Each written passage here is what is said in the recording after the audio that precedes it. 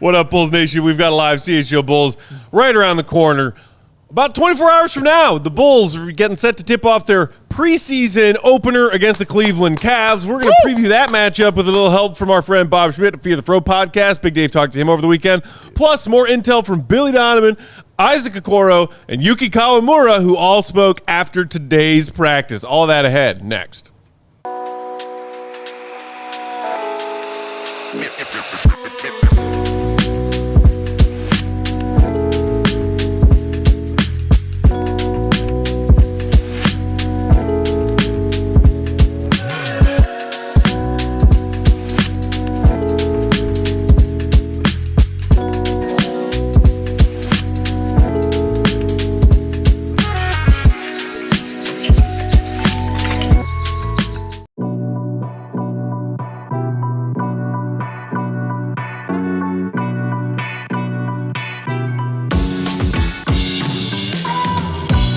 What's going on, Bulls Nation? Welcome into the CHGO Bulls Podcast. Coming to you live from our studios here in West Loop, downtown Chicago.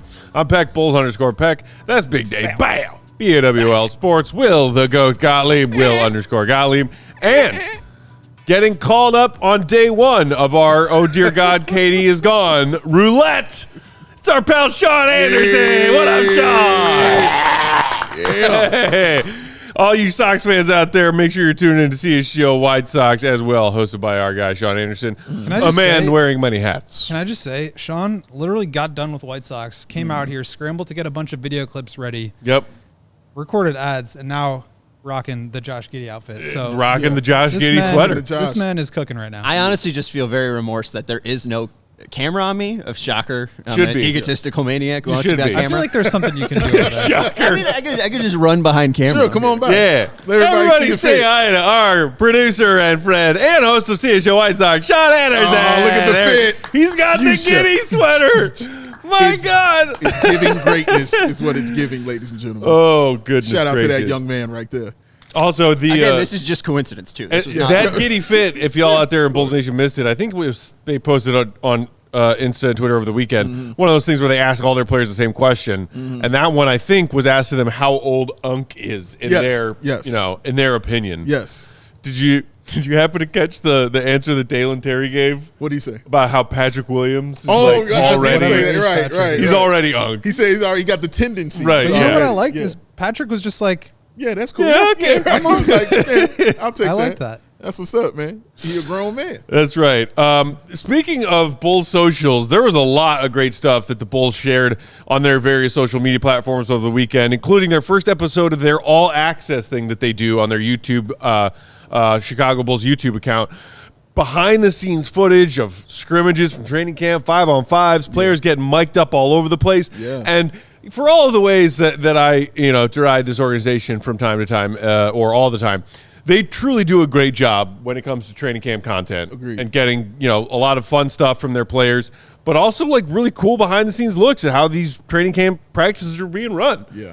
I like it. And one of the things that we noticed is that in that All Access episode 1, there's an interesting, perhaps new side of Billy Donovan that they voluntarily included. Sean, if you want to play that tiny little clip, and shout out to our guy Eli and Bleacher Nation Bulls, because they're the ones who put this up on Twitter where I found it. Go ahead. Take it away, Sean and Billy Donovan. Good job, Zach. Guys, we got to be a whole hell of a lot better right now. Can you do it when there's a little fatigue? I'm sorry you're sore. Get over it right now. Let's do it the right way. So there it is. That's a clip from Bulls All Access. In case you missed that, because there was a lot of shoes squeaking and basketball dribbling, Billy Donovan, quote, "Can you do it when there's a little fatigue? I'm sorry you're sore. Get the F bleep over it right now, and let's do S shit bleep the right way." I said the word instead of bleep. Oh well. Sorry, fast partners. You're around Billy Donovan way more than the rest of us watching, and those of us on set here. I feel like Billy's always had the sort of tag of player-friendly coach, nice guy coach, always smiling, always laughing, hugging his guys, supporting his guys. The Billy Donovan that the Bulls voluntarily put in this video sort of like a bad cop to his pre-existing good cop. What do you make of that? I mean, I feel like that's Billy. Like You do? Yeah, he's not Okay. like saying it at anyone or like talking to the media that way, but like he's a super intense competitive guy. He definitely shows frustration from time to time, like on the sidelines or whatever. But like, I mean, today he was like kind of poking fun at Io for taking a charge for the first time. He was like, we almost ended practice today because Io finally took a charge. Like he's Shut got it an down. edge for sure. And am I surprised that Bulls TV, who does like an incredible job at getting all this behind the scenes access, captured that? Like, no. Am I surprised that they put it out there? Maybe a little bit more. That part. But yeah, I think Billy's definitely got that kind of an edge. Yeah, I think that's the difference is it could be happening, but a lot of us fans, we don't know. Yeah. You know what I'm saying? Because we don't see it. We have to make our own distinctions and determinations about what we think Billy is doing in practice. So when you're actually seeing it and you see it, you're like, yeah. You're like, man, you're like, yo, this is, wow, Billy Donovan is on this? Yeah, but like you said, he's always been an intense guy. I've always known him as an intense guy. He was like that in Florida. Like, you can't coach Joakim Noah without being an intense guy. Like, it's just what it is. So it's good to see that, though. I think that's the best part of this is it's good to see it. Yeah. And so it just removes all the whatever that you're thinking about it. And it's like, no, here's some truth right here. Yeah. Billy Donovan is cursing at the team and telling them to get back and saying it how you want it to be said as a coach in training camp for a team that you want to get ready for the season. So, yeah, it was fun. And I watched it a couple of times, and it was great to see. I feel like Bulls fans have this tendency to feel grass is always greener when it comes to the type of coach we have. Some Bulls fans back in the day thought Tibbs was too hard on his guys, and he worked them too hard and had practices that ran too long and played them too many minutes. He is replaced by Fred Hoiberg. Jimmy Butler's like, yo, this dude needs to coach us harder. Yeah. And some fans thought that Fred was a little too soft and let guys get away with too much. And then you pivot again the other way, and then it's the bald-headed menace. Yep. And he's like a hard-nosed coach, but in a way that Bulls fans, I think, saw through what was like phony. Yeah. And the players didn't necessarily respect because they weren't necessarily sure that he had earned that level of being a hard-nosed coach. Oh, correct. And now I think for the most part of his tenure, Billy's been known as like a nice guy and a player's coach. Dave, do you think maybe some of that is the shift to a younger roster? Because I think Billy, for the most part, let Billy Donovan or let DeMar DeRozan. Billy let DeMar be DeMar and do DeMar things, and Zach and Vooch was a team full of veterans. Yeah. Now it's a team full of younger guys. And do you think maybe that could be a reason why Billy's getting a little, turn the screws? I think it could be. I agree with Will. Like, I'm sure it's been going on previously. I think it's more so trying to change the mindset and trying to change the culture of the team because, again, they've spoken about that ad nauseum as far as what they want it to be and a defensive, tough team who is taking charges, who is out there guarding guys and then also getting out and running and having some fun in that way. So I think it's more so, Matt, to deal with a actual mental change of this team and where they need to, or Billy wants them to be when they're out there on the floor. He wants them tough-minded. He wants them ready to take these charges. He wants them playing that tough nose kind of defense. He wants the nose to the grindstone kind of thing from this young squad. So knowing what your team needs is a great thing, as far as a coach, like knowing when to yell at somebody and when not to. When to, curse somebody out and when to actually give them a hug. It feels like Billy, has a great idea as far as when to do those kind of things. I'm just going to be very sarcastic. I know I'm new to the Bulls show, so I'm not going to say anything that's ever serious. Eco Bean saying Billy's a Hall of Famer. I'm just saying, guy was just introduced into the Hall of Fame. Maybe he needed a confidence boost. Maybe he needed to remember who he was. Maybe he needed to get back to that Hall of Fame. He stopped believing in himself. Yeah. And now the Naismith Basketball Pro Hall of Fame believes in Billy Donovan. That's a good point. Like, isn't Patino known to be like a pretty kind of hard-ass coach? Yeah, Like, Larry Bird's not walking through that door. There's nobody that has shaped Billy more than Rick Pitino. And I'll also say this, like, on the topic of the DeMar and Zach stuff, Billy's superpower as a coach is his adaptability. He gets the most out of the team that he has. He does not force the team to play a certain style. He does not try to force a square peg into a round hole when it comes to getting the team to play a certain way. But I do think that this is the style that Billy kind of would prefer to play and always has. I was asking him about this last week, are you guys going to wear down or not be able to play as much on the offensive end if you guys are picking up 94 feet and zone pressing and getting after guys like that? And he's like, well, I would have liked to play this way the whole time. So I think that like this is more catered to Billy's style, but I think what makes him a good coach is that he can coach to any style. But maybe to Sean's point, like this is just kind of bringing that out of him because it is more to the way that he would like to coach. And I think having a young team definitely makes sense there. Like you're not going to get after 35, 34-year-old Hall of Fame, all-star caliber player like DeMar DeRozan who takes care of his body. Like he knows how to do that. He knows how to be a pro at that level. This is a much younger team.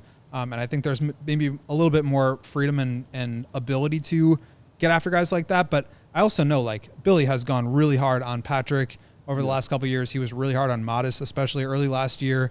And Modest asked for it, right? Like that's what he asked for at media day. So I don't think this is new. I think this is just the new thing that we're seeing. But I always think that Billy's been a very strong coach in that way, and it just so happens that this is kind of the system that allows him to coach that way and maybe get the most out of his players in this style. I enjoy the duality of Billy Donovan and how he does it, because you mentioned the other coaches, Matt. They were leaning hard either way on both those sides, leaning hard with the ball-headed menace. Got to prepare the children for the road, Dave. With Fred Hoiberg. Never forget. How can I? How can I? That's why I want to throw things. Burned in my brain. Burned in my brain. But having a coach that knows when to do both of those things and who those things need to be done to, and sometimes when the team needs, to hear those things. Because you can't be like that with everybody individually, because sometimes you're going to get frustrated and be mad at everybody, and you need to let them know that. Or sometimes you're going to be proud of everybody, and you need to let them know that. But Billy has always, at least in my opinion, seemed like he understood when to hand it out and basically when to give, guys candy and when to give guys corn. Yeah. And I think just one more thing. I think to the point of like authenticity, I think that really speaks to guys. Like to me, and we talked to Dalen about this when he was on our show, like there's a level of like sincerity in the way that he coaches that does not come off as phony. It comes off as authentic. And so when you are asking guys to dig deep in that way or go the extra mile or trying to coach that effort out of guys, like they can, I think, follow that leadership a little bit more than they would if they didn't really trust the guy to be authentic and sincere. And I think Billy, that's what makes him a player's coach. You were talking about Billy and his adaptability with some of those veteran guys earlier ago. CMDR in the videos in the chat saying, I feel like with no Zach or DeMar, he's finally able to coach. Seems different this year. Fish pointing out no max contract guys that maybe Billy feels like he has to, give special treatment to.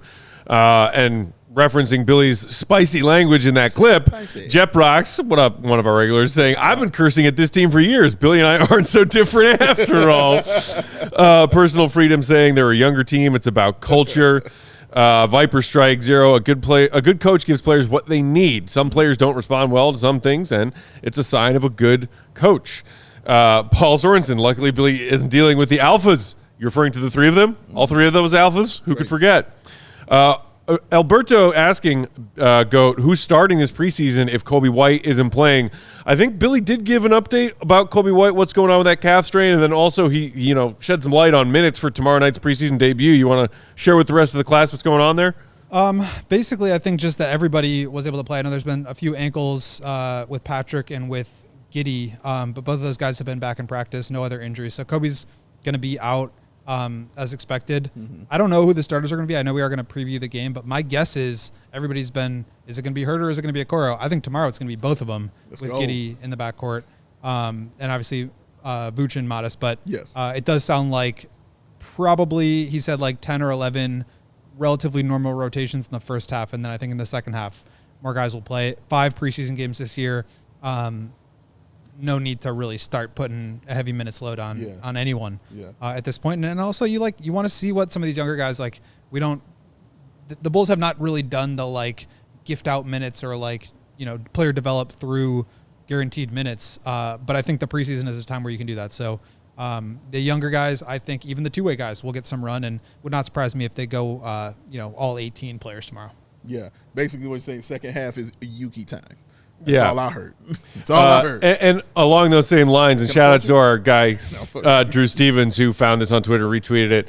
Danny Cunningham, covering the Cavs, said Kenny Atkinson said at their practice today, starters will play for the Cavs in their preseason opener tomorrow against the Bulls. Won't be big minutes, but they'll play. So we could see perhaps 15 to 20 minutes of like the real Bulls versus the real Cavs. And if Kobe White's not a part of that because they're being cautious with him because it's preseason, disappointing, but understandable. Because like you talk about measuring sticks. Yeah. This Cavs team was a 60-plus win team last season, top seed in the East. Yeah. How are you going to fare against that this season, Bulls? Because you're going to see plenty of them in those Central Division games. A lot. What did he play them 5 times, 4 times? Yeah. I think they do back-to-back on preseason. Yeah, so it's Cavs tomorrow night and then Cavs again on Thursday. Yeah. And then 4 regular season. Yeah. Man. It's going on. Let's take our first break right there. We'll come back on the other side. We also heard from Isaac Okoro and Yuki Kawamura after practice today. Shout out to the GOAT for getting that. We will touch on what they had to say after the break. Hit the like button. Hit it. Listen to some ads. Do it for Sean. Today's show brought to you by Bet365. Good news, everybody. Playoff season is here in baseball. Football's here. Basketball's around the corner. We got hockey going on. And new customers, when they download that Bet365 app, get $200 in bonus bets when you bet your first $5. Win or lose, that $200 in bonus bets is hitting your account either way. On Thursday Night Football, they've got a $10 safety net bet offer. Sunday Night Football, $365,000 jackpot going on. Get in on that action. And tonight, it's a Monday night. Yes, we got Cubs playoffs, but we also have Monday Night Football, 50% super profit boost token on same-game parlays. You can double your winnings on parlays with Bet365's 100% parlay boost. So what are you waiting for? Download that Bet365 app. Be sure to use promo code CHGO365 when you sign up to take advantage of that bonus offer of $200 in bonus bets when you make your first $5 bet. Must be 21 and older. If you or someone you know has a gambling problem, crisis counseling and referral services can be accessed by calling 1-800-GAMBLER. Matt, you seem parched after reading that amazing ad. Woo! Sure am. I think you need to punch yourself. Okay. Right in the thirst. Oh, that's what he's doing. Pow! Slap! Bang! You hear that? That was the last punch sip. Oh! Drank all of it. All of it! Because it's RC Cola, and that's what it is, y'all. A punch to the thirst. It's that original cola that does not, and I repeat, does not fold under pressure. It's that OG cola in a world of spineless soft drinks. Get out of here, spineless soft drinks. No trends, no gimmicks, no woozies, and no wazzies at all, ladies and gentlemen. RC Cola has not changed up its stripes since 1905. Why? Because they didn't need to. It's that same bold, crisp flavor that it's always been. So do yourself a favor, grab some RC right at your local store. Stock up for all your end of summer parties and the fall parties, back to school celebrations, or just watching the game. RC Cola is the move for whatever you are doing, because it's RC Cola, the true taste of Chicago. And we're back. CHGO Bulls hanging out on Monday afternoon. The eve of Bulls preseason action. Bulls Eve. You so excited, Dave? Yeah. So excited. I can't wait, honestly. Actual bro. basketball. I want to see basketball. Heck yeah. You guys so Man. excited for the Cubs game tonight? Cubs. That too? Cubs are playing Shout out tonight. to our CHGO Cubs crew. Yeah. They are heading to Old Crow on Clark Street, right in the heart of Wrigleyville, for a watch party tonight for Game 2. They're going to do live pre- and post-game from Old Crow. So if you are sitting around in the Chicago area wondering, what am I going to do for the Cubs game tonight? There's your answer. There it is. Go hang out with Stuckey and Joey and Sayre Bear and everybody else. I think Braggs is going because Braggs is a doesn't sleep robot of Chicago sports insanity. Steve's in the house too.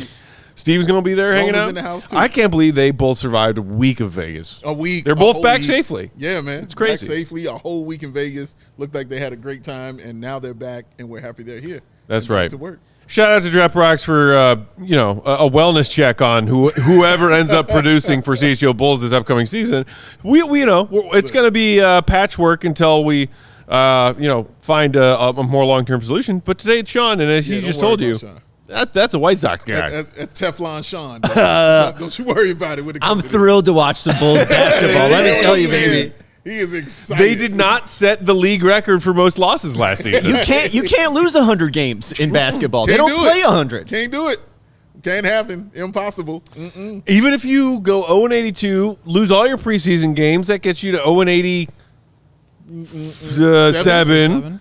Then you lose the. No, you wouldn't go to the play-in tournament if you went 0-82. So yeah, you can't get there. Nope. Can't do it. Maybe some exhibition games I thrown in. think if 28 teams folded and you just lost to the other NBA team, maybe that's how you get into the finals with an 0-87 record. But Yeah, I think the world's probably going to hell. that's If right. you lose 28 NBA teams. Dread's just asking, where can I apply to produce for your show? I think they are posting something soon. Yeah. A want ad, production We hires. got king and queen makers on this show, baby. That's right.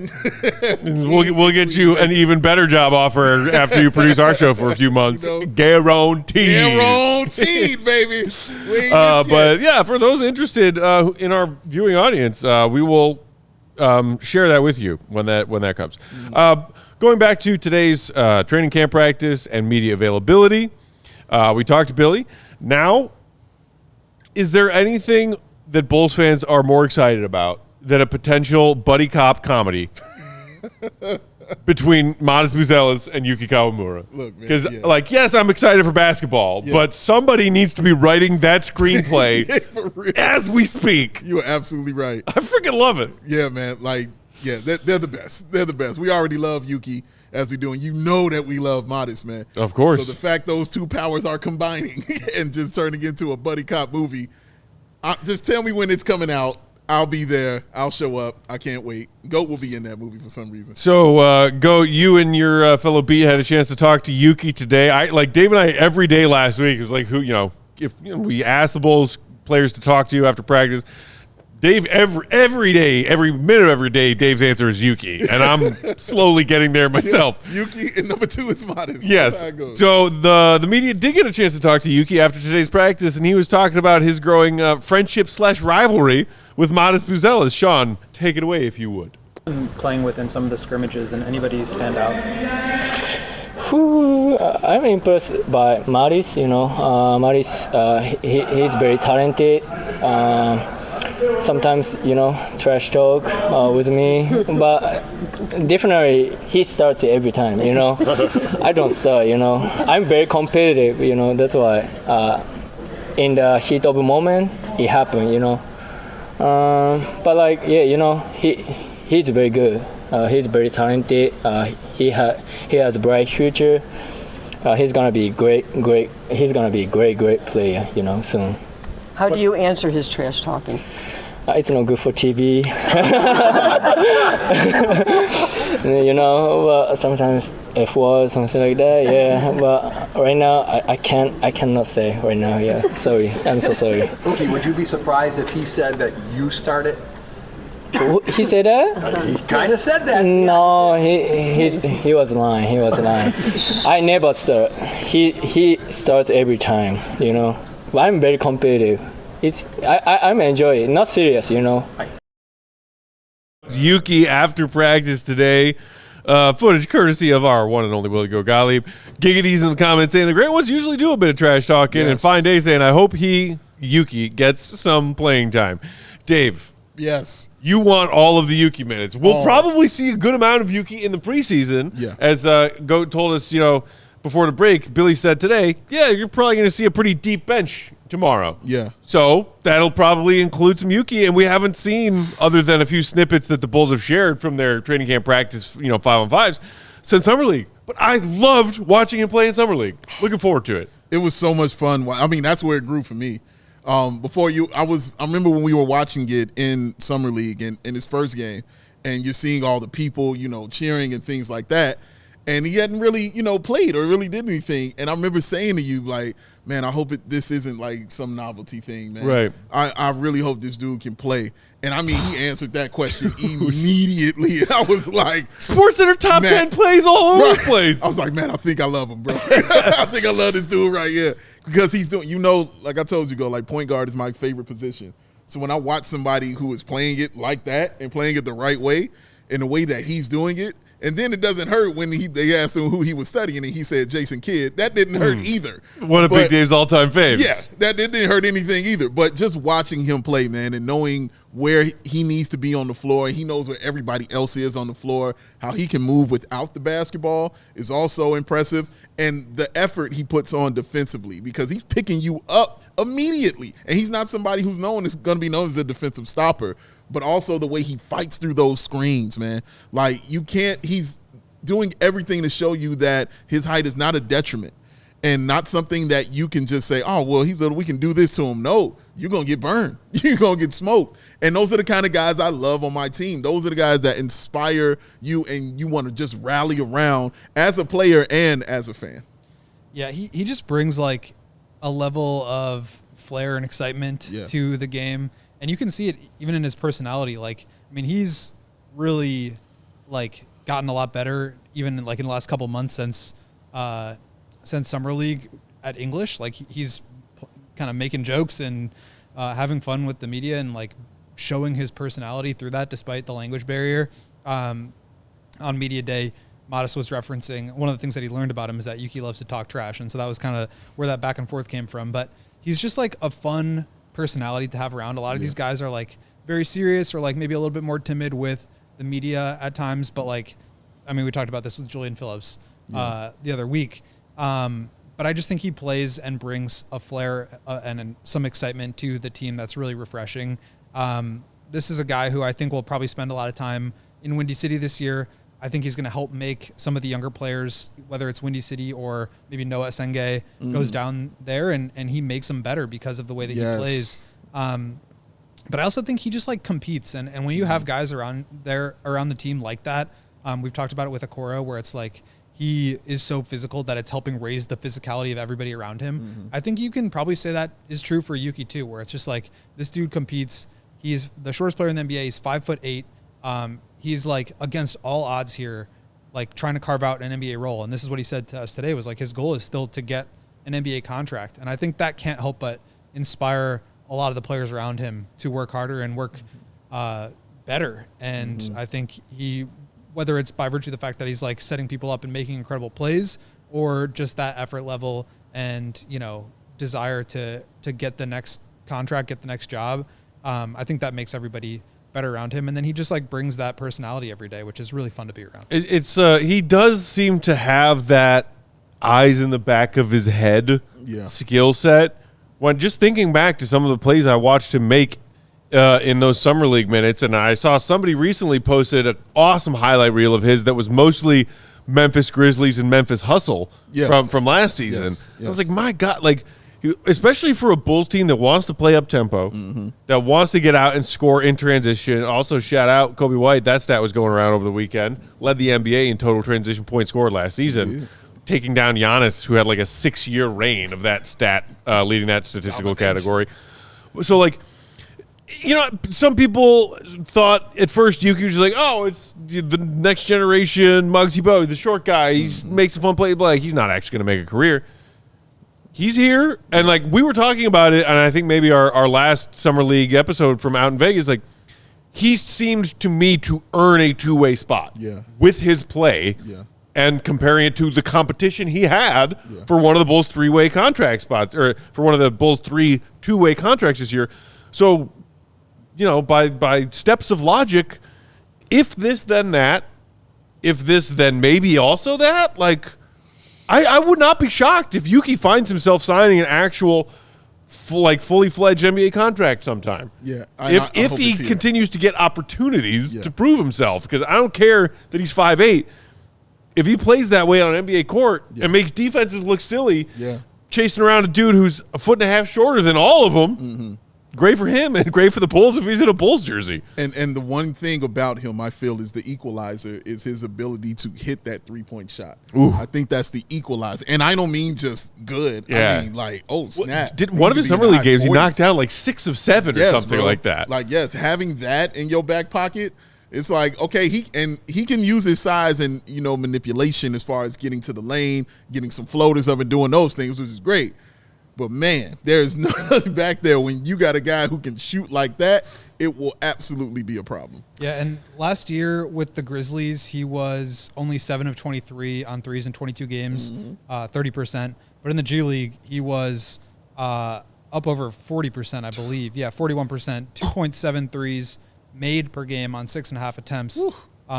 So I do think that can be like he's been, there was like some bad misses, some good makes, which happens during summer league. But I think if he can just like compete, pick guys up full court, make plays, and then learn how to play off the ball a little bit more. He is 24, so it's not like he's 18, 19 coming in the league and sort of carving out a role. But like there's probably as like a third string guard, this Bulls team is pretty deep. And you have guys who are at the back end of the rotation, like making more money. And so it's hard to shuffle those things around. But like, it would not surprise me if eventually he's able to do that because of how hard he works and what kind of effect he has on everybody around him. All right, let's knock out our second ad break there. When we come back on the other side, we'll hear from Isaac Okoro after today's practice, talking about his return to Cleveland from whence he came before that trade. And then a crossover chat between our guy Big Dave and Bob Schmidt from the Fear the Fro Cavs podcast. Hit the like. Here's some ads. Today's show brought to you by Four Seasons. Winter will be here before you know it, y'all. Even though it's like 80 degrees again today, storms coming, temps are going to drop. Is your home's heating up for the challenge? Maybe you have a plumbing or electrical emergency. Call Four Seasons. Thinking about a whole home generator? They've got you covered. At Four Seasons, they guarantee same-day installation for all your heating, cooling, plumbing, electrical, and generator needs with no extra charge for nights, weekends, or even holidays. Save up to $4,000 on furnaces and comfort systems with Four Seasons heating, air conditioning, plumbing, and electric. Furnaces start at $39 a month. Furnace AC combos from $57 a month. So call today and save $50 from your trusted local experts. Four Seasons heating, air conditioning, plumbing, and electric, but serving Chicagoland for over 50 years. Visit them at fourseasonsheatingcooling.com to check out all their special offers and money-saving coupons. Because Dave, for all the right reasons. Call 866 Four Seasons. Ow! Bam! That special stuff in your face. This ad right here is Baby Joey approved. Baby Joey. Oh, he hit me up and he started talking and I didn't understand him because he's a baby. You know why? You know what he said? What? He said he never understood. Never understood. Never got it. Oh, why? Woo! Why? Why these glasses cost so much money to look so dang on cool? Well, Shady Rays has set out to do something about that, y'all. They got seriously good-looking glasses that are polarized, durable, and they are not ridiculously expensive, y'all. And here's the awesome part. Say you're watching a preseason basketball game and glasses on your hat. Gets tossed. Crack, splat, drat. You upset about that. But then you remember that you've got that lost and broken replacements plan. So you put them right back in the mail and right back on your face. You get a brand new pair. No guilt trapped. Just replacement, y'all. And Shady Rays, they've teamed up to bring us an exclusive offer. Head to shadyrays.com. Use the code CHGO for 35% off those premium polarized shades. And try it for yourself. The shades are rated 5 stars, over 300,000 people. Because it's Shady Rays, y'all. With a rate. What? Sean Anderson, everybody. Shady Rays has been rated 5 stars by over 300,000 people. There you go. It's rated 1, 2, 3, 4, 5 stars. Over 300,000 people. And look at that. Hey, exactly. My hat's back. We are here, CHGO Bulls, hanging out on Monday afternoon. Peck, Big Dave, Goat, Sean on the controls. Also heard from Isaac Okoro after today's practice, talking about his first trip back to Cleveland, where he played his first 5 NBA seasons. Yeah. There you go. And whether or not it's a different feel than any other game. And here's what Okoro was talking about with his return to Cleveland, Sean. What is that experience going to be like, not only going back there, but playing against some of your friends? Yeah, I don't really know. I don't know how I'm going to feel about it. I think once I get there and we're able to do shoot around and able to be on the court back there again and see them, I don't know how I'm going to feel. Of course, I miss those guys. Those are my brothers. I played with them for 5 years, but like once the game starts, I'm not really thinking about that. Yeah. I know it's just a preseason game, but some people view getting traded as like, oh, that's the enemy. I got to go at those guys. I mean, is that kind of your view, or you kind of look at it as like, look, I had a great 5 years there, and now this is a new opportunity? Yeah, it's a new opportunity here. Of course, I'm on the court. I'm going at anything. I don't care if it's Cleveland. I don't care whoever we're playing against. I'm going at them. So it's not just because I got traded from them. I'm going at them. Like, I take pride in what I do, and whoever's going against us, I'm going straight at you. Billy was just telling us that one thing that stands out about you beyond your physicality, which we've already talked about, is your IQ out there. Is that kind of always who you've been as a player? He said you know exactly who you are and you play within that, construct. Is that kind of always who you've been as a player? Yeah, exactly who I am. I know what my strengths and weaknesses are on the court. I know, like, cutting, finding my teammates, hitting open shots, just doing everything that I know is going to help the team win. I'm not out there just to do the stuff that I know are not my strengths. So that was Isaac Okoro after today's practice. Basically saying, yeah, I'm going back to Cleveland. Yeah, they traded me, but it seems to me like he, and he's one example of many of a young NBA player who is excited about getting a fresh start. Yeah.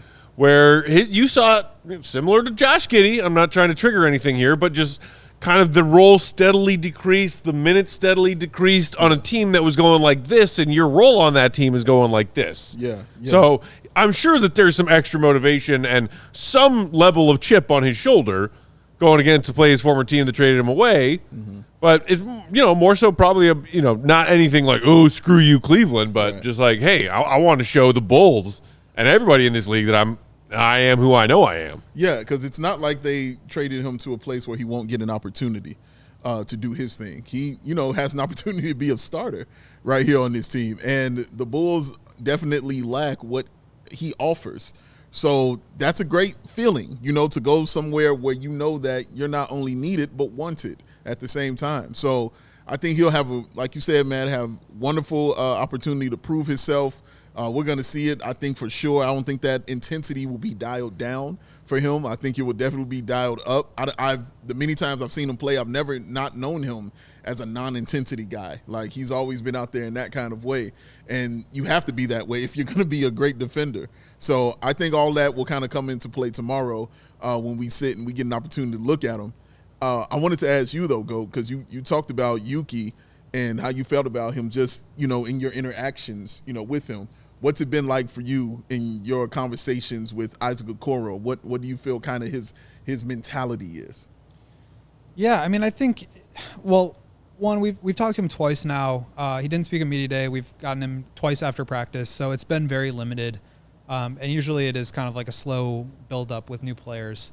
But he just seems like a guy who's very, like, level-headed. Like he said, I mean, he knows his strengths. He knows what he brings to the team. And I think he's just, like, very confident. Like, I was asking him today about, like, his role as it relates to, like, the greater defensive scheme now playing on a team without an Evan Mobley and a Jarrett Allen back there. And he was just like, yeah, I mean, we have good rim protection. Like, it doesn't really change what I need to do, even though from my perspective, like, it puts more pressure on him as the point of attack guy to be able to keep those guys out of the paint in the first place. So I know that's something that Billy is prioritizing. And I do think there's going to be a lot of responsibility on his shoulders, but I think he's just like one of those guys that knows who he is in this league, knows how he can contribute, and is going to go out there and work. Like he said at the beginning of this interview, like, I don't care who I'm going against, like, I'm going to go as hard as I can. Like, he's a real competitor. And I do think that, like, he will ingratiate himself with the fans because of how he plays. For me, it's just like a matter of, I know what he's going to give you defensively. Like, I think he's going to be really solid. I think he's going to help raise the floor on that end. I don't think he's going to, like, be the magic bullet that, like, solves all their problems. But I do think he's really going to help, because I don't think any one player could be that, except for maybe Wembanyama. Sure. But to me, it's about, like, how can you, in addition to being additive on the defensive end, be additive on the offensive end? And one of the things that Billy was talking about today is just his IQ, his ability to read the floor, cut, make quick decisions with the basketball, attack closeouts. Like, for me, and this is going back to Matt's point about, like, losing opportunity in Cleveland, to me, it's always like a red flag when you trade for a guy who's lost opportunity because their team around him has gotten better. Like, that's not, like, something I'm overly excited about, because if this guy was better, he'd be playing. Yeah. Right. And so that's how I felt about Giddey. That's how I felt about Okoro to a certain extent. At the same point, I do think that a lot of it is about sort of the way that the team around them, what talent they have, and can you maximize that player? And I think in a lineup with two smaller guards who like to dominate the ball and two more traditional bigs who are kind of clogging up the floor, it's a hard place to make a living as a, I don't want to say non-shooting, but as a, like, shooting challenged wing. And he's made a high percentage, and he's always gotten better year after year, but he's not somebody that the defenses are really scared about. And I do think that to me, more than percentage, more than anything, like how scared a defense is of you is probably the most important thing because it changes the floor. Very true. And so I think Okoro, like with all that being said, I do think Okoro is going to have more opportunities here just because of the way that the Bulls play. I think he'll be able to attack closeouts. I think he'll space the floor well and cut to the basket and probably get a few more easy opportunities per game just based on their style. But I don't, think he's going to come in and like become a star all of a sudden. I think he's just going to be a really solid role player that hopefully can keep getting better incrementally in ways that, prevent him from being basically played off the floor, right? Like if he's able to come out and just make open threes and also make plays when he's being left alone, because I think those are two different things, I think he'll be really good because I feel very confident in what he's going to give you defensively. Yeah, I love how you said how it changes the floor. I think it goes for both sides too, like the offense and the defensive side. So if teams have that fear in him on the defensive side, it's going to change how it's going down over there as well. In the same way that like him, becoming a really elite shooter is not going to change the like entire layout of the floor. The same thing is true on defense. Like he's a very good point of attack defender. I don't think that's going to make the Bulls a great defense. Everybody else has to also lift their game around him. But I think one, he is challenging guys to do that in practice. Billy is as well. And that's helping raise the floor. But two, there are some things that you can get around just by having one talented player. It's just like teams can switch up those matchups. They can manipulate that stuff. So I don't want to sit here and say any one player is going to, unless it's like a superstar, is going to revolutionize the team. He just has to, be a part of a group that is changing in multiple different ways. Will, how do you view him as a defender, though? I know you said that he's a decent on-ball defender. I look at his defensive ratings, and it's like a 114 over the past 3 years. That's like where Patrick Williams is. Do you think that he's a better defender than Patrick Williams? Do you think that it's tough to grade him in Cleveland's system? Yeah, it's always tough because so much of it is context and like how good is the defense around you? How good are they when you're on the floor? How good are they when you're off the floor? And Okoro, like I think he is one of those players that's like better. I think he's better than Patrick Williams in terms of on-ball defense. And I think the way that he impacts the game is not going to show up in the box score the same way it would for an Alex Caruso or Alonzo Ball, guys that get a ton of steals and deflections. That's not really who he is, but I do think that like, and I was going to, talk a little bit about this or read about it. But Billy today, and I was asking about like the rim protection and like keeping teams away from the basket, because that was a big switch that flipped for them in the first half of the year to the last half of the year was like the rim protection, keeping teams away from the basket. I think a lot of that's going to have to start at the point of attack. And so if Okoro can like create a little bit more resistance out there, force an extra pass, force a team to get into their offense maybe 5, 6, 7 seconds later than they otherwise would have. I think that that helps your rim protection, right? Because it's preventing drives. It's preventing those things from happening in the first place. So a lot of it is like super nuanced in the way that it strings together, but I don't think he's going to like come out there and get, 2.5, 3 steals per 100 possessions and, turn this Bulls defense from like, they were much better after the break, but like 20 something before the break into like a, average or better team. So I do think he helps. The last year he was, the Cavs defense was 2.1 points per 100 better with him on the court. But like, is some of that due to the fact that like he was subbing in for a guy like Max Strus or DeAndre Hunter, who are not great defenders? Probably part of it, but still playing alongside other great players. So it's really tough to evaluate that. And I kind of want to just see what he looks like next to some of the Bulls players and in some of these units before really making that assessment. Isaac Okoro, one of many topics that, Dave, you talked about with our pal Bob Schmidt from Fear the Fro. And also, by the way, just another quick plug, ALLCITY.com. You can read Goats. Isaac Okoro can't transform the Bulls defense on his own column from over the weekend. Yes, available now. And I'll let you tee this up, Dave, but just a quick note. We're going to play this whole chat you had with Bob from Fear the Fro to wrap up today's show. We might go past that hour mark, so if those of you watching on our streaming services, you see the end of this chat get cut off, fear not. Just head to ALLCITY.com to get that bonus coverage. Dave, tee it up. Yeah, was talking to my guy Bob Schmidt, like one of the best voices in the podcasting world. Milky. And obviously one of the most knowledgeable guys also as well. We talked about Josh Giddey.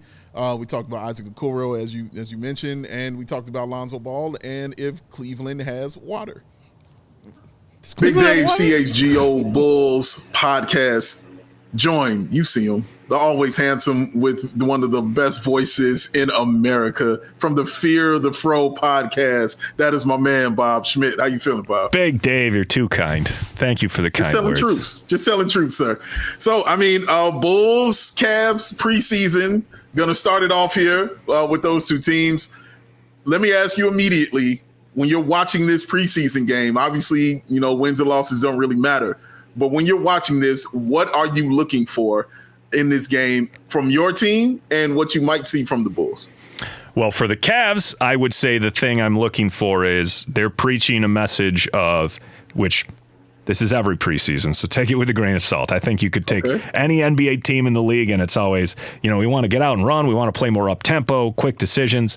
I want to see how they do that. I want to see specifically if Lonzo Ball can have his kind of effect on a Cavs offense, which has always talked about pushing the pace. The second storyline, which will dominate in the absence of Darius Garland as he recovers from this turf toe surgery that he had, is Evan Mobley. Because all summer it's been, this guy, it's different. His mindset's different. He's talking like a veteran. He's taking control and leadership, and we're going to play through him more, the ball in his hands more. Now, again, these were things that were said when Bickerstaff was here, but it's different. He's coming off his best season to date in the least minutes he's played, got close to a 20-10, defensive player of the year. I certainly think a lot of the faith and optimism people have had in him has been, you're really starting to see it bear fruit. Second team All-NBA last year, and now a runway. And if Garland is out through Thanksgiving-ish time, mid-November, he's going to have an opportunity to build up some momentum and prove that they can be successful playing through him more. And hopefully that will allow that to sustain when the Cavs are back at full strength. As far as the Bulls, the storyline I'm most eager to see is I love the Okoro versus Cleveland element of it, because this is a guy who he dogged perimeter guard. Like his best matchups when he was with Cleveland were, Dame Lillard, Jalen Brunson, Trae Young, those type of guys who were those very cagey, intelligent with the ball, crafty guys. And the only sad part here is that Garland will not be in the lineup. And it's preseason, so I don't know how hard the guys will go. But even as this translates to regular season matchups, I am excited. I'm always excited to see a guy who has moved on to another team, who would presumably play a larger role, get a chance to take on players of the star level of a Donovan Mitchell and a Darius Garland, and take all that corporate knowledge of what they like to do, where they like to be, and use that against them. So, and admittedly, we may only get to see that with Donovan Mitchell and Okoro a little bit in this preseason game, but I'm eager to see that. I'm eager to see the type of season that Giddey can put forth in a full campaign. I'm eager to see the step forward that Amadis Buzelis makes. And essentially those are the types of things, because I felt like the second half version of the Bulls that we saw looked a lot better, looked a lot more cohesive than the early season results that they had last year. And that is despite the fact that Giddey didn't even play both the late games. I just thought the team as a whole looked very good. And if not for a missed 3-point shot by Kobe White, they could have stole that one. I want to see if they can carry that momentum forward. Yeah, I do. We do too. That's what makes the season so exciting. I think I talked to you about that. Like, we're going to get a lot of answers, strictly from the beginning for the Chicago Bulls team. Let's go back to Isaac Okoro, because we had you on when that trade was made, and you spoke very glowingly about him, and rightfully so. Looking at him on this team, defensively, I think there will be a lot put on his shoulders as far as changing the culture of what this team wants to be defensively. AK has spoken ad nauseum about wanting to be a more physical team, wanting to be a more defensive team. Already, Billy Donovan, after one of the practices said they've taken more charges than they did all of last year in the first couple of days in training camp. And Isaac Okoro is definitely a huge part of that. Do you think it's fair to put all of that on Isaac Okoro's shoulders as far as being the new culture setter for the defense for this team? I don't know if it's fair, but I also think he probably wants that. He's been in this environment where, just due to the star power on the Cavs, despite his high draft status, he's just kind of got pushed down the pecking order to the point where he was penciled in to a complimentary role player situation. And I think it's got to be exciting for him to some degree to have a fresh start, to have a team where maybe he can spread his wings a little bit more, because what Cavs fans were always hoping was that you would see that, systematic progression from year one to year two. And if you look at the percentages, that absolutely is the case. He's gotten better from three every year. But what people wanted to see him add was some of the other elements, specifically offensively. Defensively, I feel like the biggest thing for him was getting into a situation where he didn't have a short leash, where they would allow him to, because I think sometimes when you're a very physical player like Isaac, if you're playing limited minutes, sometimes you tend to be too aggressive. And it's finding that blend of like, how will they allow me to play in terms of physicality? If I'm expected to play a minute load of 30 minutes, I need to stay on the court. I need to be available. What's the blend here? And I feel like as Isaac's gotten older, he's definitely gotten stronger. It's funny when you talk about taking charges, because Isaac has always been so solid that if anything, I feel like they've tagged him with defensive fouls because he doesn't move when people hit him. He doesn't give, or he takes a guy off his spot because he's broad, he's thick. I'm curious to see how that will translate in Chicago in terms of, probably playing with more minutes, probably playing with more freedom. Because I think in basketball in general, you always see involvement on the offensive end leads to engagement on the defensive end. Yeah. And I think there's a much better opportunity for that with Isaac in Chicago, because I think they play a style of offensive basketball that will just force him to be more involved. The running, the transition, the fastest pace in the NBA, those are all things which I think suit Isaac. I think he's got very good last year at setting screens for guys. He's a solid guy and doing that from a position that you don't typically expect it. And I think all those things will be beneficial in an offense that has a lot of guys who can move the ball around too. Because I think that's one of the things that's nice with Isaac is on those roles to have multiple people who are comfortable with the ball in their hand, from a Kobe to a Giddey and otherwise like that should benefit him. So I think he'll make his defensive impact immediately. My hope this would be my hope as a guy who watched it with the Cavs is he's solid, he's rugged, he'll take any challenge, but I think the places he's best deployed is against the fast offensive initiators. I didn't love him as much when they got him into situations where they asked him to guard Tatum's or Paolo Banchero's. I'm not saying he can't do it in switch situations, but I think it's asking too much out of Isaac, because he is a very good defender, to take those matchups all the time. I think where he's most effective is, I think he can give those primary ball handlers fits. And I'm not looking forward to the games where Garland has to deal with Okoro. Yeah. Hopefully it's a problem. Hopefully it is for you guys. As someone who's seen Okoro start and come off the bench and grow, in those roles that he did, what do you feel like he's more comfortable, where he can provide his services more to this team? Do you feel it's more so as a starter, or do you feel like it's more so as a guy off the bench, or do you feel like it just doesn't matter and he'll do whatever he needs to do when he's out there on the floor? I never felt like it mattered. I felt like Okoro, it's contingent on him being healthy, obviously, but it's more about consistent opportunity. The tough thing is if he gets jerked in and out of rotations and roles and he doesn't know the guys he's playing alongside, I think there'll probably be a learning curve as he gets to know the guys on the team. But ultimately, I feel like Isaac's best situation is when he gets consistent opportunity. So that would be more the focus for me. I think the fact that he spent years in Cleveland waffling between starting and coming off the bench, I don't think that's going to be new to him, and I think he's perfectly capable of doing that. But I think the way to maximize what you get out of Isaac is consistent minutes and opportunity, not jerking him around if he has a bad shift and then he doesn't go back on. I think you just have to play through that to really maximize, because he's an incredible athlete. He's an intelligent player. He's unselfish, sometimes to a fault.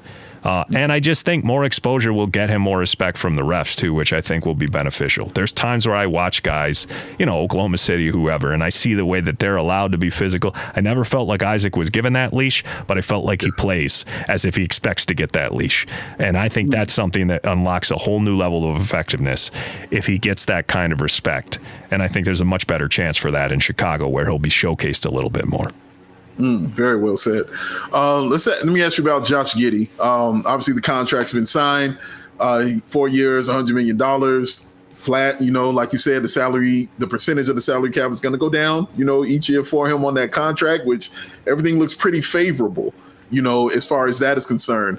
But as far as what this means for the play on the floor for a guy like Josh Giddey, what do you see Josh Giddey's biggest impact being on the Chicago Bulls team? Now, again, I'm asking you as someone that's outside looking in, but just seeing his game and knowing his game from what you've seen, what do you think is going to be that impact? Because this will be this first year that it's going to be on him. He's going to have the basketball in his hands and be the engine for this team from the start. And it wasn't like that last season. He kind of had to, fill it out, find his way until that second half when they obviously made all the trades and they were like, it's your ship now. How do you feel his impact will be just immediately, like starting for this team? Well, I think this is a great situation for him because I think getting the guaranteed money, the 4 years of certainty, a very reasonable rate, I think it's a good compromise for both because when you think about it in the context of look at the Cavs payroll, he'd be fifth on the payroll at this point. I mean, when you factor in Allen's new deal, he's making basically DeAndre Hunter money. So in a year, when Vooch is off the books and some of these guys are off the books, and you're looking at a Giddey who he's one of your higher paid guys, but in the final years of his deal, he's going to be making sub 15% of the salary cap. I think this should empower him in a way of knowing, I've got my certainty. I'm not playing for a paycheck right now. He had a great second half of the season. He was top 10 in the NBA in 3-point percentage of guys that he fed, which I thought was an interesting stat. I thought it speaks to the fact that he was very effective in creating for others. And whether it be Herter or hopefully Okoro continues to carry it forward or Kobe White or whoever it may be, I think he's one of those guys who's in a perfect situation because his cap number is not prohibitive, but whether he's the focal point now and later shifts back to just a guy who, similar to the way we talk about Lonzo, kind of raises the play of everyone around him, it's a very palatable position to be in because you could be looking at a guy who's, yes, he might be near the top of your payroll now, but in 2 or 3 seasons, as you move through this next summer with cap space, you've got a guy who's tasked with just a few things, which he excels at. The most important stuff is make the players around you better, push the pace, get to the ball to the people who have the opportunities, have the looks, and he can rebound too. It's just going to be, stay engaged defensively, take advantage offensively. His numbers were very good from 3, admittedly, small sample, but continue to work on that. And I just think he's at that perfect number of, regardless of what way it breaks, whether he continues to ascend or whether he stays somewhere similar to the level of what he was providing in the second half of last season, I think the contract will age very well. And I think he's a guy who can excel in a situation where if he is knocked down the pecking order a couple of rungs as you add more talent or as the roster shifts, I don't think that minimizes his importance to the roster at all, given the skills that he brings to the table. The most exciting player for fans on this team is Modest Uzelis. Coming off a really just exciting rookie season. The man has been around with every celebrity from Will Smith to Shaquille O'Neal. He's been all over the place, which lets you know just, how good he's been for this Chicago Bulls team, visually and on the floor. What are you looking forward to with a guy like Modest Uzelis going into year 2? And do you have an expectation for him that you feel he can live up to? I don't have an expectation for him, but I do think it's hard not to get hyped because the second half of the season was very good. And then to see Kevin Durant giving him his praise and all these other situations where it's like, okay, this is a guy who he's in a great situation because the front court isn't insanely deep. This is a younger team, so he'll be prioritized in a way that I think that was one of the things with a Mobley. His rookie year, he goes 15-9. He comes in second in rookie of the year to Barnes, and people were expecting this big leap, but unfortunately, there's a lot of usage monsters in front of him, and there's a lot of impediments to maybe growing at the speed that people wanted. I think Modest has a chance to really push forward in a way that a lot of other guys may not, given their situation. So I like the opportunity in front of him. I hope he comes out of the gates and he immediately seizes that. I would like to see more. You talked about it. I feel the same way as when he was coming out of the draft. There was so much talk about what an intelligent, floor positioning defender he was, helping guys, like weak side stuff. I think seeing that more on the NBA level a lot of times just comes with experience, and then adding a little bit of weight is always useful on the NBA level. Always. So to go from a guy who's, I think he's hovering around 200 or 205 still, was what he was listed at. But, usually coming in that second, third year, you really start to see guys realize, I got to put on some beef if I really want to maximize all of my athletic tools. So that would be the big thing, is just seeing him continue to progress on the defensive side of the floor. And I thought he made huge strides from the first half to second half of last season. So I would hope that would continue. He's definitely the guy that I think people are most excited to see the progress in. Yeah, without a doubt. Now, as you know, the Bulls going into next season have a bunch of guys coming off the books, and they should have a lot of money available to them. Is there any player on this team right now that you see coming off those books that you look at and say, I wouldn't mind them being a Cleveland Cavalier? I mean, obviously, there's guys. I don't know. The problem with the Cavs being in the second apron is that no deal is an easy deal to pull off. You can't aggregate salaries. But if you just take all that off the table, I look at your roster and I say, okay, anybody who doesn't want to obtain the bird rights of a Kobe White at 12 and a half, 13 million. He to me would be your most desirable trade asset, because he's cheap, he's good, he's only 25 years old. And I think he's one of your best players, obviously. And then secondary to that, I think I would put Ayo Dosunmu over Vooch for me personally, and not because of any reason really other than I think he's got more NBA career in front of him, but secondary to that, he's $7 million. Almost anybody can make a trade for $7 million work. I mean, if Dean Wade made just a little bit more money, that would be a 1-for-1 that could be pulled off. But I've always liked his game. I think he's one of those guys that does a lot of things well enough, even if he's not a star. I think he will have a market. I hope Zach Collins never plays another game after this season. We'll just skip past him. Vooch, I think something will be had for Vooch. I think with his age, there's a good chance, and the fact that he makes in excess of $20 million, it complicates things a little bit more. But I do think there should be a market for him with contenders who have maybe another expiring deal, who are willing to throw some seconds, perhaps. I would hope that the Bulls can extract something for him, because I feel like that's been a trade that's been talked about forever, and it just doesn't come to fruition. And now this is the, poop or get off the pot year. As far as it's, you want to use that chip. You don't want to just let it expire. So, absolutely. Aside from that, I think I know you guys had maybe 6 free agents. I'm forgetting who the other ones are, but Herder's another one, I guess. But Herder to me, it's not super desirable. He makes $17-18 million. I guess maybe he could be had if you need a deal balancer on a big swing deal. But I'm just kind of expecting him to finish the season on the Bulls or get bought out. I don't know. That's fair. Final question I'm going to ask you. I have to ask you about Lonzo Ball. How has he looked to you guys out there? Like, what's the response been like? And how's the water in Cleveland? Yeah. Well, he didn't know there was water in Cleveland, but it's okay. It happens. It happens to the best of us. Maybe he was just so tunnel vision on basketball that he didn't have time for stupid maps and such. So get out of my face. Yeah. Maps. Yeah, exactly. Maps are for nerds. That's right. So. Yeah, the thing with Lonzo is I have to be irrationally high on him regardless. First of all, from a human interest standpoint, you just want a guy like that to have a redemption arc. Similar to the Cavs fans who are old enough remember how difficult Zydrunas Ilgauskas had it at the beginning of his career. Just perpetual foot injuries and surgeries, and it wrecked the early part of his career. And then he came back and he had a very long career of relative health, a couple of all-star appearances, and became one of the favorite Cavaliers in franchise history. With Lonzo Ball, it just feels like he's been robbed of so much of the prime.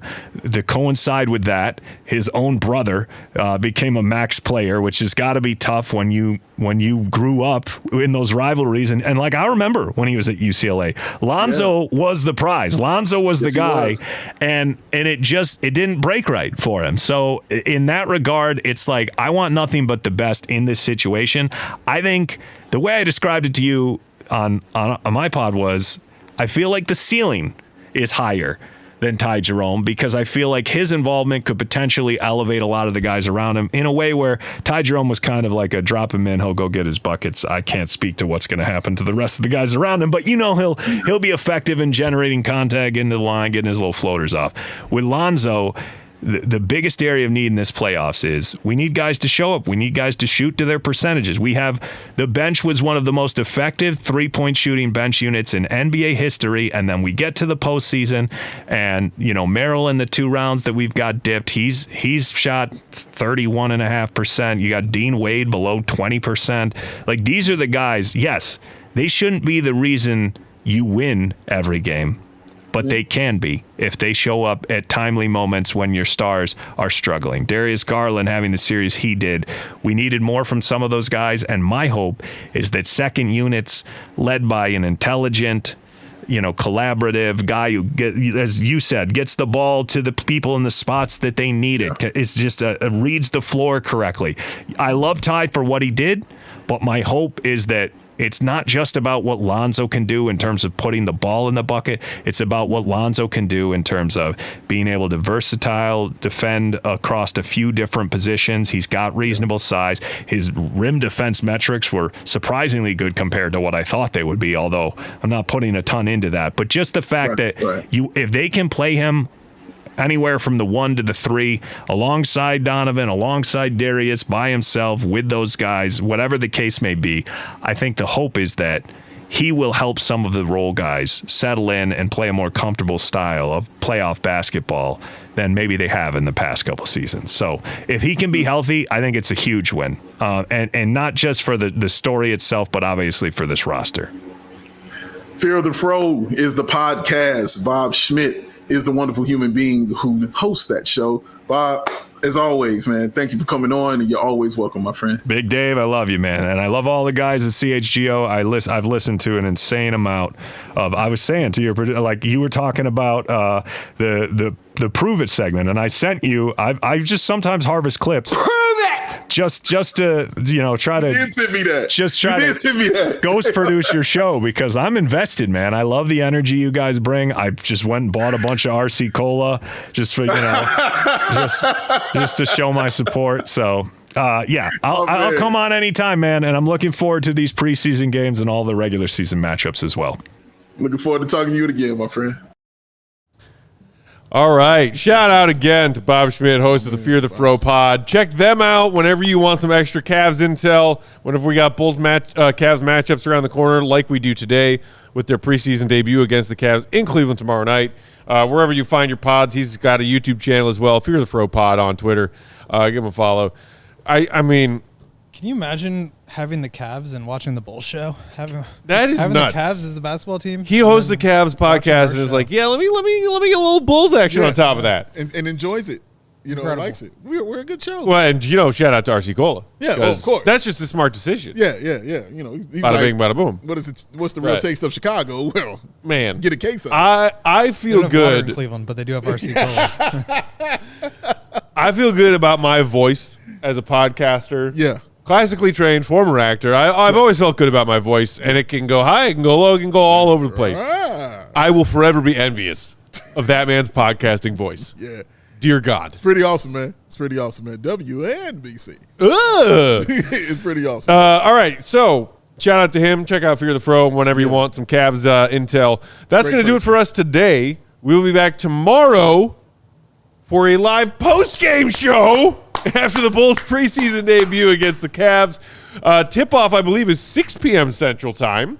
Got a little bit of an earlier tip, which is always nice. Yes. And we will be here live after to break down what we see. And hopefully we'll see a lot of everybody because it's a preseason game. Yes, it is. He said that bench going to run deep tomorrow night. It's going to run deep, baby. Until then, read GOAT stuff, allchgo.com. Become a diehard so you can read all of it, the very best of it, including his deep dive feature on Noah Asenge, talking to his former German League pro coach. The thing he wrote about Isaac Okoro over the weekend and the Bulls' defensive identity. And it's smoking. All of that. Become a diehard so you can read it. Follow him, Will _Gottlieb. Big Dave Bow, BAWL Sports. I'm Bulls _Peck. We are CHGO _Bulls. Shout out to our king of the controls today, the one and only Sean Anderson. That's him. Tune in to CHGO White Sox. And those of you in the Chicagoland area getting excited for Cubs NLDS Game 2 against the Brewers, head to Okoro. Okoro Smokehouse on Clark. Our CHGO Cubs crew is there. They're doing pregame and postgame. Go hang out with them. Go Cubs, go.